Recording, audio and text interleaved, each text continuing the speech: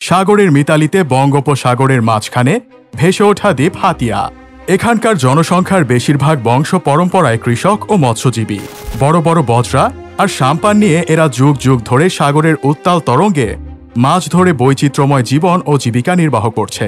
নিঝুম দ্বীপে পর্যটকদের জন্য রয়েছে অবকাশ যাপন কেন্দ্র, খাবারের জন্য স্থানীয় হোটেল রয়েছে। এখানে স্থানীয়ভাবে উৎপাদিত চাল, মাছ, মুরগি ইত্যাদি খাবার পাওয়া যায়। নিঝুম দ্বীপে বেশ কয়েকটি হোটেল ও রিসোর্ট আছে।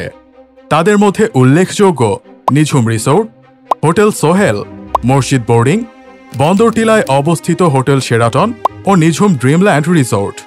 এছাড়াও হোটেল দ্বীপ সম্পদ, এখানে সৈয়দ চাচার থাকা ও খাওয়ার হোটেল আছে। আরও রয়েছে জেলা পরিষদ ডাক বাংলো, বন বিভাগের ডাক বাংলো, মাহমুদ বোর্ডিং ও হোটেল আমেনা ইন্টারন্যাশনাল। নিঝুম দ্বীপে বেড়াতে এলে আপনি হারিয়ে যাবেন প্রকৃতির কাছে।